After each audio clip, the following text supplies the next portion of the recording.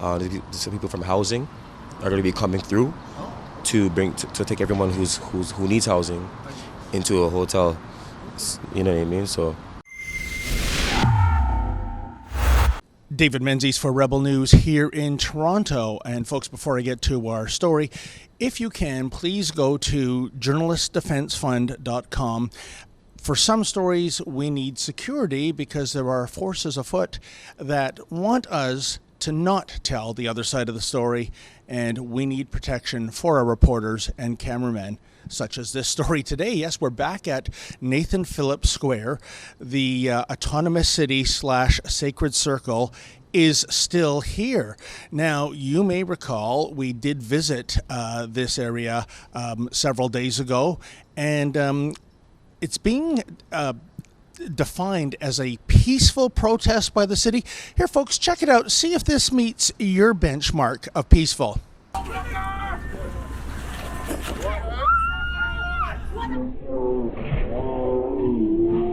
man! Come on, man! Come on! Yeah, love is in the air as well as a few fists. But here we are on Monday morning. It's coming up for 5:30 a.m. And the reason we're here is that on Friday, the squatters that are part of this filthy tent city, they were issued trespass notices by the police. And high noon, well, it's today basically at midnight today, Monday, they were supposed to vacate. The tent city is still there. There are a few people up. I mean, it's called Afro-Indigenous Rising. Not a lot of people rising at 5:15 in the morning. You know, they got to sleep off all that marijuana and crack and cocaine and heroin and whatever else they're taking in those tents. So we just want to see if the police are going to indeed enact the law. We're here with a security team. We're on the periphery of the circle because it's actually dangerous to venture further in. And they have been charged with something like 11 items under the Trespass to Property Act. For example, no person shall camp or erect or place a tent or temporary abode of any kind. No person shall light any fire, candle, or torch within the limits of the square. No person within the square shall remain for longer than an incidental period. No person shall use a generator without complying with the standards for safe generator use as set out in the Ontario Electrical Safety Code. And it goes on, several charges, all of which are conditions that are being violated here, which makes you wonder why this encampment was tolerated in the first place. It's been more than 2 weeks now, I believe. So all that remains is to see if the city's bite is going to match its bark. Are the Toronto police officers going to come and tell these people to move because they have been charged? Today is the day they're supposed to get out of the square.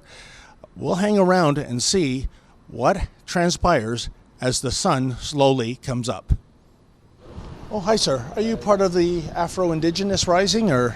I'm a part of it in a way where, for myself, I'm gaining knowledge on, on a lot of things. But am I part of it?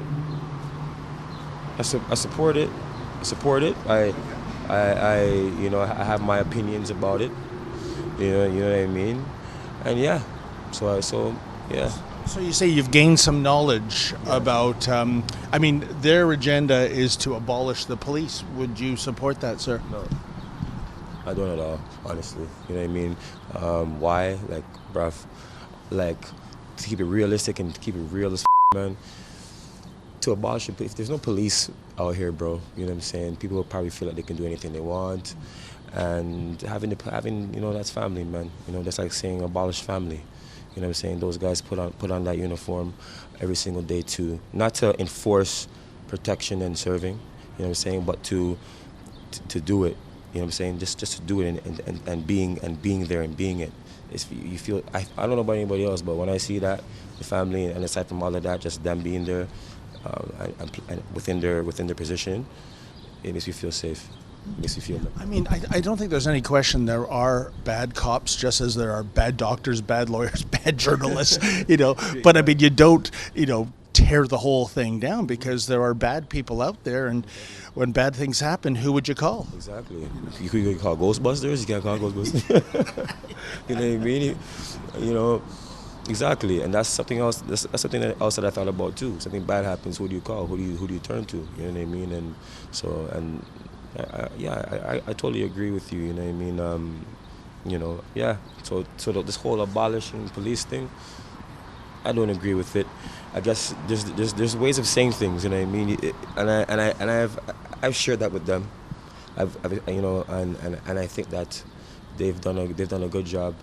We've done a good job balancing out how to say things. Instead of saying abolish the police, or if there's ever an issue. Sir, tell me, the reason why we're here is that on Friday they were served with trespass notices. I think they're violating 11 parts of the act. Today is D-Day. They're supposed to leave today. Yes. Do you think that's a good idea, that the city is saying, okay, after about 2 weeks, enough is enough, we got to take back the public square? Yes. When it comes to protesting and stuff like that, yes.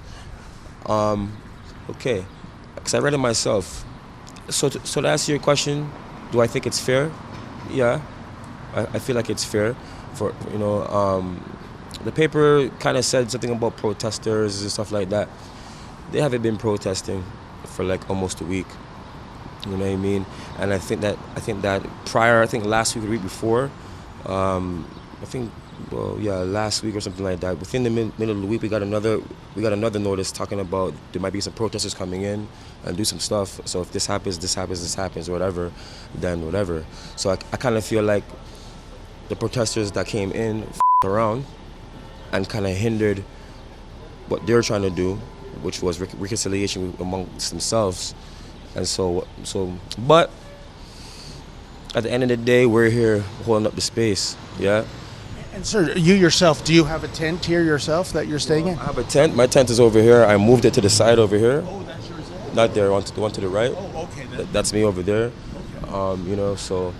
So are you planning on leaving the square if and when the police come today? Yeah, yesterday I spoke to the police. They told me that, the individual told me, the fam told me that tomorrow that's happening, but some people from housing are going to be coming through to take everyone who needs housing into a hotel. You know what I mean? So. Well, I guess we'll see what happens. By the way, I want to thank you sincerely, sir, because we were here last week, and this is being described as a peaceful protest. But they acted violently with us. We were literally chased right across Bay Street by people here.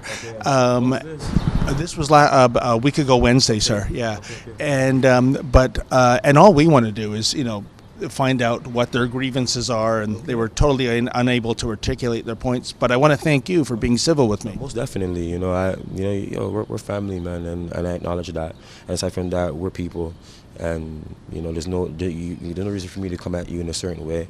I seen you guys look behind me like that, and I seen you guys kind of like at a social distance, so I kind of figured you guys wanted to talk to somebody, you know what I mean? So I kind of was like, oh, look at my jacket on, and come on, let me see what these, you know what I'm saying? And so you're welcome, and thank you for taking the time to do this with me and to interview me. Well, thank you so much, sir, and I hope everything works out for you. Most definitely, and I hope that you guys have a blessed day today, and that if you guys are still balancing out things, quick math. So, and if you want to know my name is Quincy Troy Janus, the Hereditary Commander-in-Chief Chieftain. Right. Thank you so much, sir. Right on. Well, folks, it's coming up for 10:30. That means we've been here at Nathan Phillips Square for more than 5 hours. Absolutely nothing has happened. Zero police presence. The good news is the squatters haven't harassed us like they did on our visit a while back.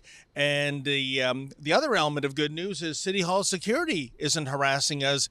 Evidently, they got the message that, yes, even in Toronto in 2020, it is legal to practice journalism in the town square. And as far as the officials are concerned, I have not heard anything from the Toronto Police Service. And Brad Ross, who is the official spokesman for the City of Toronto, sent me an email. He said, we're working through this story with people camped on the square to have them comply with the notice. That's the trespass notice. No timelines at this point. And I think by timelines, Brad Ross means no timelines for police to come here and forcibly remove them. I can tell you one thing. They are certainly not going anywhere. Secondly, they would like nothing more than to have a showdown. That would be great optics for them to play the victim card.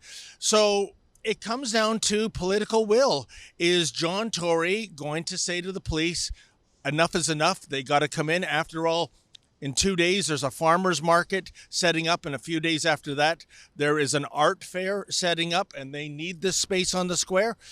So we're just going to have to see how this day plays out. We're going to remain here for as long as we can. But in the meantime, all's quiet on Nathan Phillips Square.